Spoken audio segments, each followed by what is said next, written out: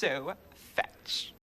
Hey y'all, welcome back to the channel. If you are new here, my name is Kaiya, and today I'm going to be reviewing the Death Angel show I attended on June 16th here in Oklahoma. So if you didn't see my concert vlog, I highly suggest that you go and check it out after this video.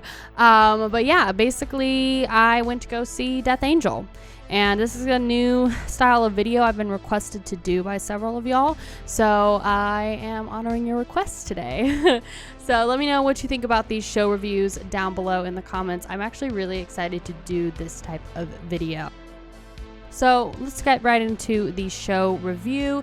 The show was on Friday, June 16th at the 89th Street venue in Oklahoma City, Oklahoma. It's a quaint little venue in somewhat of a rough looking area, but honestly I just moved to Oklahoma and I live in Stillwater, so what do I really know of the area? But this was the first time I had ever been to 89th Street, although I had heard of the venue before.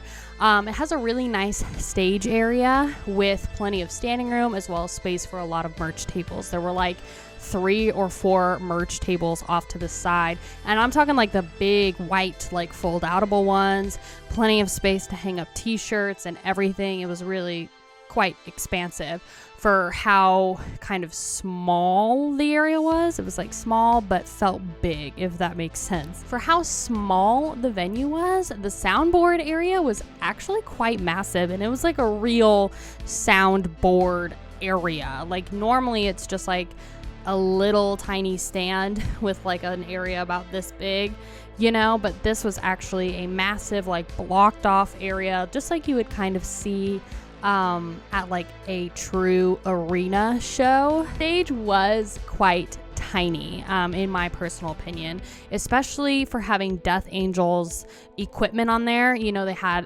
the drummer's kit obviously up there with a blanket or like a, you know, black sheet over it, and their amps and everything. And then of course the other 4 bands just had to have, you know, the roadies come in, put their stuff in front of it, and then of course they play and then, you know, go off and come back on.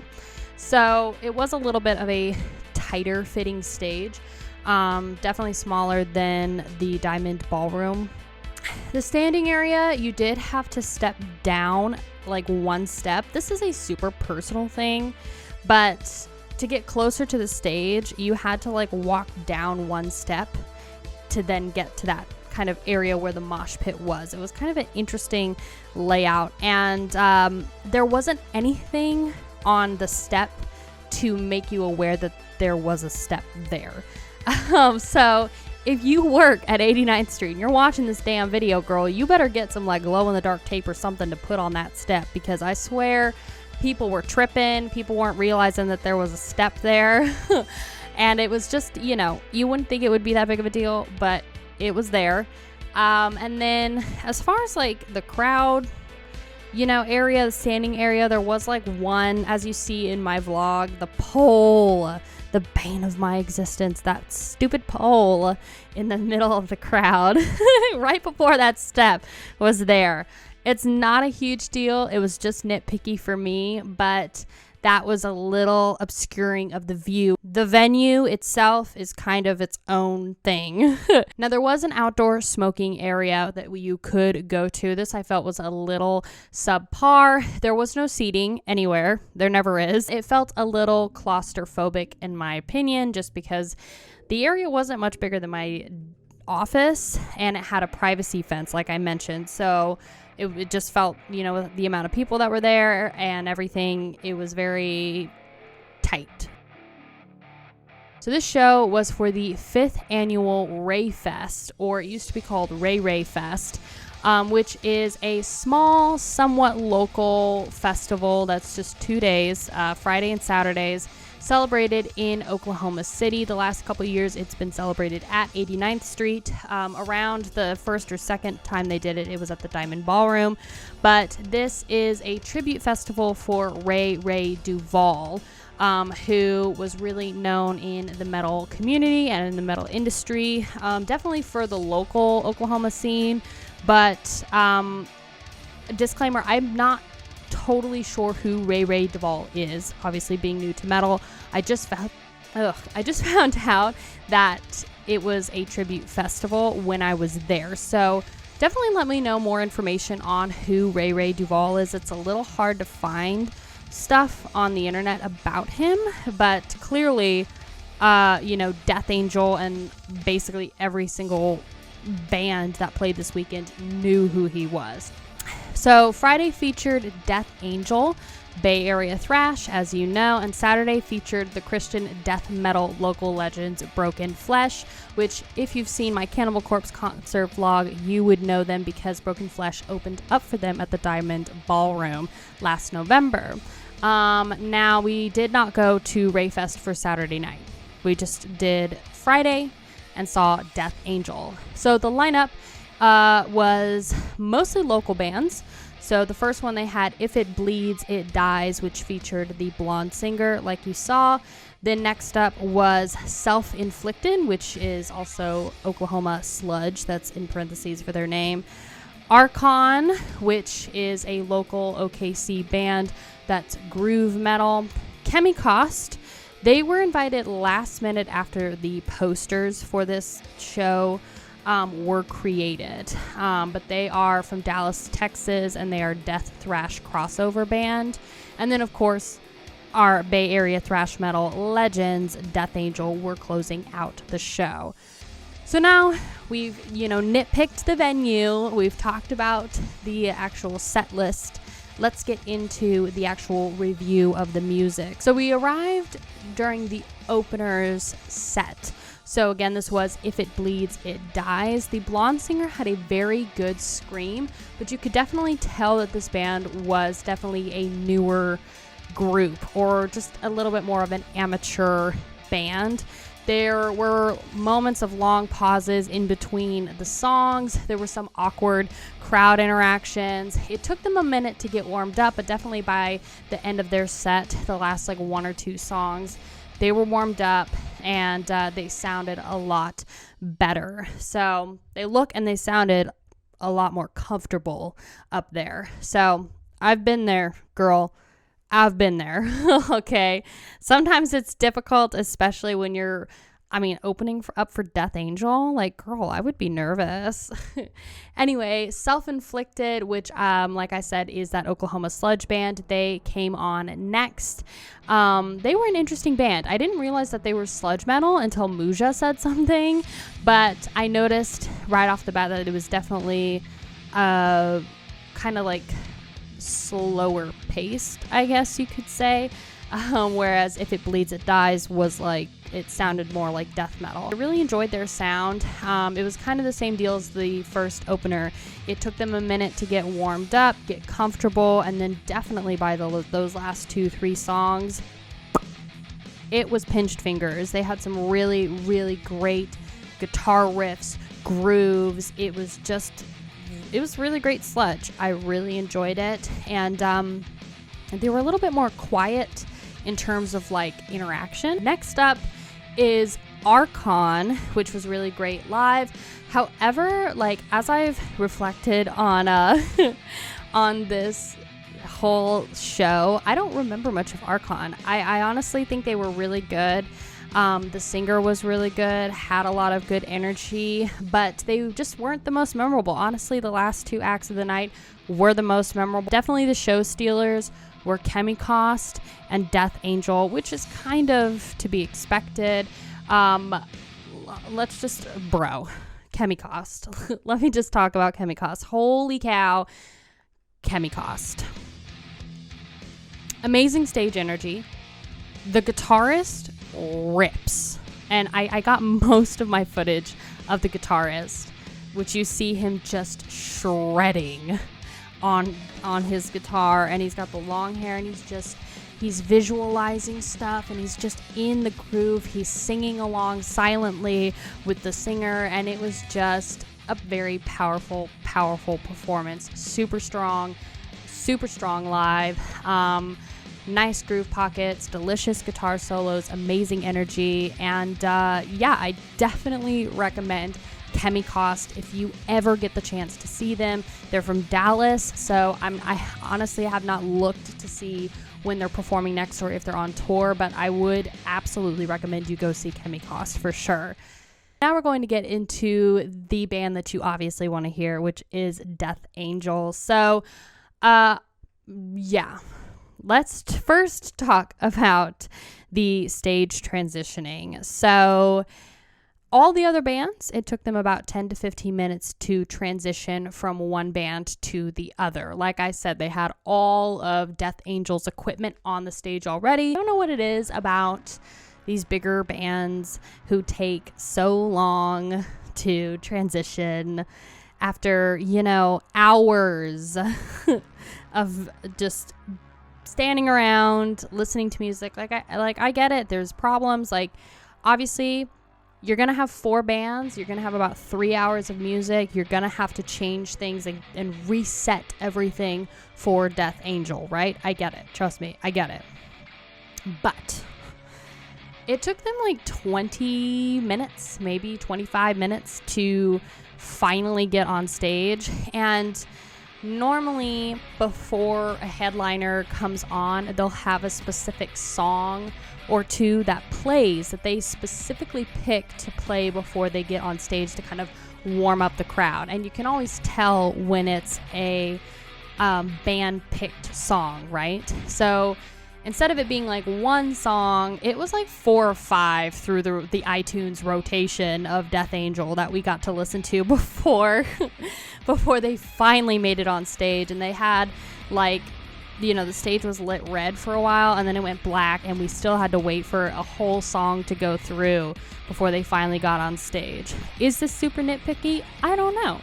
I'm just telling you what I experienced. So I was expecting a lot. I knew that this was a very seminal moment for me as a metalhead in this journey, as well as for the channel. I have never seen a thrash metal band live, especially a legend such as Death Angel, so I was really excited to see how they were going to sound live, how they were going to interact, and just what the overall vibe was going to be. And I knew going into it that they were going to play for a long time because Haunted Entity, who is one of my Discord members, actually got to see and take a photo with Death Angel. They played in Iowa 2 days prior to this show, and he said they played for 2 hours. So I knew they were going to most likely play for 2 hours, at least an hour. So I knew they were going to play for a while. Anyway, fire musicians, to no surprise, honestly. These ploys played so many songs. The pit absolutely opened up for them. It was already starting to form by the time Archon came on, but it really opened up during Death Angel. And the biggest takeaway from their show was honestly the lead singer, Mark Aseguida. His stage presence, his overall look is just so cool, and I love his long hair and the one streak of gray, and he just looks very metal hippie, if that makes sense, but not in a douchey way, but he just has such great energy, very peaceful energy, and just, I don't know, his energy and the way he interacted with the crowd and his voice, that was the biggest takeaway for me. He's absolutely a performer, amazing stage presence. He was the show stealer by far. You could tell that he had been doing this for a while. He knew how to work a crowd. He knew how to interact with people, and it just was very, very fluid for him. And yeah, they played probably 5 or 6 songs, and then they would interact with the crowd, and they would, tribute to Ray, and they would thank the crowd over and over again for their support and everything, and they would thank us a million times for being there. And I really appreciated the way that they interacted with the crowd and just made it all about love and life and metal and music, and just just forget all your problems and let's enjoy right now. So I will say I did not stay for the entire Death Angel show. However, I was definitely there for well over an hour into their set. Like, these boys played for a long time, which I knew they were going to, So, but I had an hour or so long drive, and it was even more so because I live in Stillwater, so I was like backcountry roads to get back home, and there were several deer on the road, but that's okay. The online set list for this particular show says Death Angel played about 14 songs. This is wrong. They played about 14 songs by the time we left. But yeah, I would say they probably played maybe like 20 to 25 songs. Like, I guarantee you they played for that full 2 hours, because they were not stopping and had no plans to stop by the time we actually left. They had like 3 separate crowd breaks where they like interacted with the crowd and say, we've got so much more music for you. 3 separate ones, and this was in between playing like 5 or 6 songs, and then they would interact with the crowd, say we've got more music, and then keep playing. So they were in it to roll, they were in it to party. So my final thoughts for this show: if you ever make it to a show in Oklahoma City, to 89th Street, it's a pretty solid venue. I didn't drink any alcohol, but it seemed like their beer prices were pretty good. They had a decent bar, very nice people working there. You can definitely get up close and personal with the stage if you want. And there's plenty of room for you to stand in the back. Plus, they had VIP sections for this particular event. So if you wanted to spend a little bit more money, you could. The one thing I didn't like about this particular event was that there was no re-entry into the show.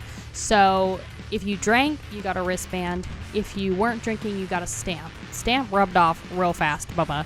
But whether this is a normal thing for this particular venue or the event, I'm not totally sure, but you weren't allowed to re-enter once you left through the front doors. So if you wanted to get fresh air, you had to do it on that back patio, which I already said, it was mostly for smoking. So if you are sensitive to that sort of thing, it's probably not, you're not going to want to be out there. So you're really just kind of stuck in that venue indoor space.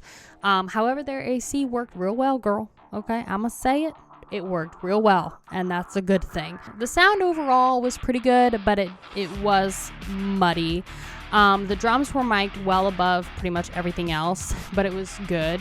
You couldn't really hear much of the vocalists. However, that's not true for Death Angel, because for some reason the sound dude for Death Angel just you could really hear the lead singer's vocals and everything. And I got closer to the stage for Death Angel's performance, and you would usually think if you get closer to the stage the sound's not as good, but it actually got better. Death Angel, if you haven't seen them yet, it is an absolute must that you see them, especially for these band members being in their 50s. They are performing like they are in their 20s. High energy, nice long sets, great crowd interactions. And even though they played for a long time, it didn't feel super drawn out. So even though I left early because I'm old and had a long drive ahead of me, like if I lived in OKC, I would have stayed for the whole thing, because it was definitely, high energy Friday night, just a lot of fun, And they didn't look, old up there, if that makes sense. They didn't look pretentious. And honestly, like, they just seemed grateful to be there, if that makes sense. Like, it might sound weird, but I didn't get the energy that they had to be there, or like it was a job. It was like, we are grateful to be here. We are grateful to be playing music and remember Ray in this time, and like be here at this like 89th Street venue, which they had said they love to stop by this venue particularly to play at. And it was just kind of cool, because it's like they're from California, but they made it seem like this particular place in Oklahoma was very special to them, and therefore it just made everybody feel like we were important and we were special to them to be there and see them. Anyway, I would rate Death Angel as a 9 out of 10 headbangers. Definitely worth your money, definitely worth your time. If you have an opportunity to see them, I would say go do it, as long as the tickets are priced well, okay? Because sometimes these ticket prices can be a little predatory. All right, y'all, that is going to do it for my show review for Death Angel. I really appreciate you being here. Really appreciate you watching this video. If you haven't subscribed to the channel already, please feel free to do so. I post weekly videos documenting my metal journey as a brand new metalhead. I also have a Discord, the Mosh Pit. There's an invite link down below in my description, as well as my P.O. Box if you want to send something to be featured in one of my metal unboxing videos. I also have a Patreon if you want to support the channel a little bit more than just viewing, but there's no pressure for me at all for you to subscribe to that. So thank you so much for being here, and I will see you in the next video. Bye, you guys.